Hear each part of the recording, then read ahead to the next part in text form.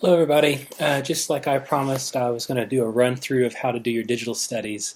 We're here in the painting site and the screen's going to follow my mouse cursor here. And whenever I click on something, there'll be a little green halo that will show up. So what you want to do first is go to our digital studies. And you're going to see a link to where we can do the digital work. And then here are all of the images. And I'll just scroll down through these. So you see the achromatic, analogous, complementary, multicolor full palette, and glass. Now there's also a couple examples here how it will look when we're finished. You can see where we separate the colors, place them into the little grid above the top, and have a black line that shows where they come from. This just helps you see more objectively, the different colors and values that are in each one of these. But also, I've had students that have done not such a good job, and I will have to explain this in class, and I won't take time in the video right now to go back over it. But you want to make sure you're getting the right colors. Don't just put color in there that you think is correct. Actually use the eyedropper. So we'll jump back up to the top, and I'll show you how to option click or right click on your image. And so when I go to this image and I do a control click or a right click, it gives me the option of opening and saving. I'm going to save the image as something, and just so I can find it later, I'm going to save it as achromatic, meaning not colorful. And I'm going to save it to my desktop so I can find it later. So I'm going to click Save. And the next thing I want to do is I want to go to Sumo Paint to do my work. Sumo Paint's opening up here. And I'm going to open the image from my computer. And I'm looking for achromatic, and there it is. And I'm going to say Open. And so here we see it, and it's really pretty large. So I'm going to go up to View, and I'm going to zoom out.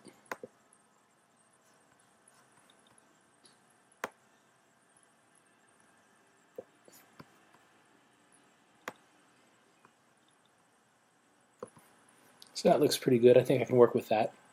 You can see over here is our toolbar. And what we want to do is we want to move from the default dry brush into this one here, just a circle. So I click circle. This changes the shape of my brush. You click up on this bar anywhere and this drop down menu will close. And what I'm going to do is I'm going to use the eyedropper, and I'm going to look for at least 3 values on every object.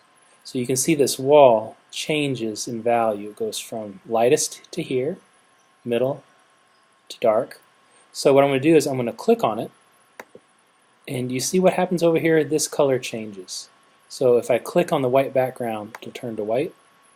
If I click on this lighter gray right in here, you can see it over on this side. So what I want to do is, there's only a couple tools we're going to use, the eyedropper and this paint bucket tool. So I'm going to go in here with the paint bucket tool, and I'm going to fill this area with that gray color. It's the same color from here. Okay, and I got it from there. So what I'll do next is I'll choose this line tool, and I can draw a line from here to show where it came from. Now it's kind of hard to see exactly where it came from as that same gray. So what we're going to do is we're going to change it to black. And we have 2 color choices over here. So this white on the background is also not a very good example. So I'm going to go down here to this darkest value, this is close to a black right in here, and click OK. So now I've got 2 choices. I've got the foreground color, and I have the sort of background color. And if I switch them, I can now make this a black line to show where I got it. And that shows up a lot better. Okay, so I'll real quickly go through this whole assignment, and you should be able to get it pretty easily.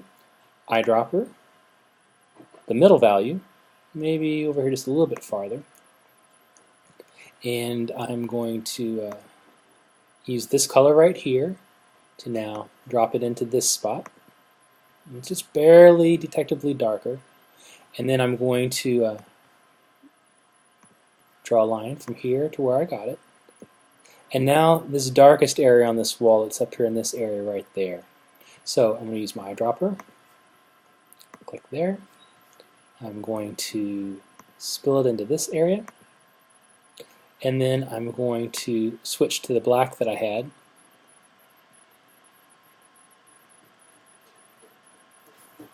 I'm sorry, I messed up here. This is the color that I just had. So let me redo that. I'm going to spill that into there. That's correct. And now I'm going to choose my black to make my line. And it goes to there. Okay, the next thing I'm going to do is I'm going to do this floor right in here. And I'm going to look for the lightest area. So I'm going to choose my eyedropper. And I think this area right in here looks about the lightest in the whole thing. So click that. And you can see it's put it right there. So I'm going to put this into this side over here. It's my lightest area. Then my middle value looks like it's going to be over in this area. So I drop that. Oh, I forgot to point out where it goes. So here's my line, and it goes to here. Alright, then the next one, I'm dropping this middle value here. And I'm going to put in a paint bucket to there. And draw a line to it. Change it to black. Goes to there. And then the last one, I want to get the cast shadow that's on the floor. And that's right in here. This is the darkest value on the floor. So I'll click there. And I'm going to bucket it in. And draw a line to it. Can't really tell the difference very much between the black and the shadow. One of the things that you can do, though, is you can look at it and see it change. And over to the right, what you're going to do is you're going to see how much this value changes. Ignore the red and the green, but right in here you can see that the black isn't exactly the same. And that's one of the things I want you to realize. That's a darker black because it's lower. This is just a little bit lighter because it's higher. So now we're going to go to this wall right in here. And I think one of the lightest areas is right here. Click there, and I'm going to spill that in here. Wrong one. Spill that in here, and then I'm going to draw a line to it.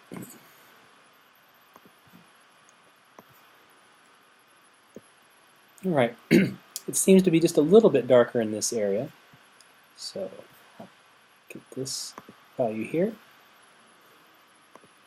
and I'm going to spill it in right next to it.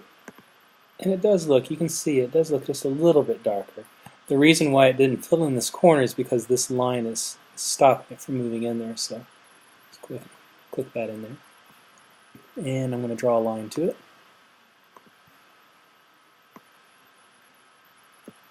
And the darkest area is probably right down here along this edge. So my dropper value right there. And I'm going to spill it in right there. And then draw a line to it. It looks like I made a mistake again. Put a black in there and it should have not been quite that dark. That's much better. That's the value that's right there. This top value right here. So I'm going to change that to a black, draw a line across there, and go to the bottom. Okay, so what I'm trying to do is just see how many different values I come up with, and these will be the values that you mix up for your assignment. So I've got the floor, the two walls, and the last thing to do is the object in the middle. So very quickly we'll finish that up. Here is the lightest area here on the top. And if you make a mistake, just say undo. And I'm going to try one more time. The lightest area on the top. And you can see it right in here. That's the lightest area. That is this value right in here. So I'm going to dump that in right here. And I'm going to draw a line to it.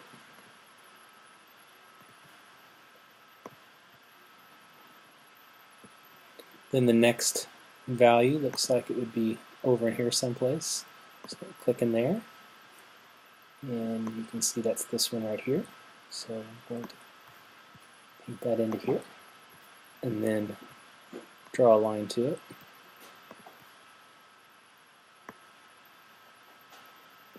And the last one is this darkest value that's on this side. And just to make things easier to see, I'm going to put it on this side right here. So I'm going to eyedrop it. This value right there. And I'm going to pour it in.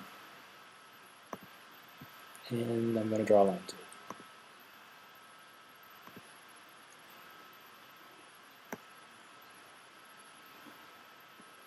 There. It's that easy. So now what you'll want to do is you'll want to save it to your computer. And you have all these choices, a Sumo format, a PNG, or a JPEG. Save it as a JPEG and make sure that it has something on there that you'll be able to recognize. Go ahead and put your last name on it just to make it easier in case I'm looking at these as a group and I don't know whose is whose. Hit save. And then what I want you to do is I want you to send it to me at my Gmail account. So here it is, Achromatic Bets. Save it. It's going to be on my desktop. And now I'm going to send this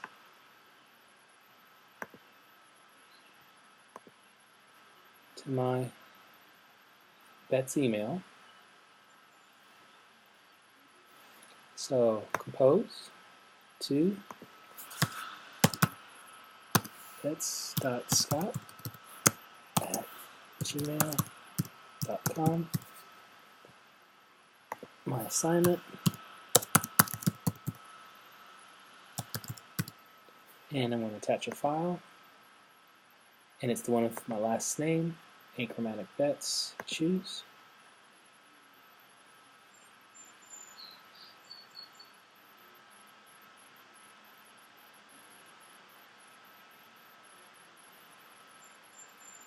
And I'm going to send it. So it's going to show up in my assignment, and I'll be able to view this and grade it and make sure that you did it correctly. And this is how it will look when it's finished. Okay? So it's pretty easy. What I want you to do is I want you to do each of those assignments that I have on the Digital Studies pages. Do not do the ones that already have the filled out areas. So they should all have a blank. All of the blank grids are the ones that you will want to be doing. So good luck with that. Send me an email. I'll check my email this evening and make sure that you didn't run into a problem. But get this finished before our class tomorrow. All right. Good luck, everybody.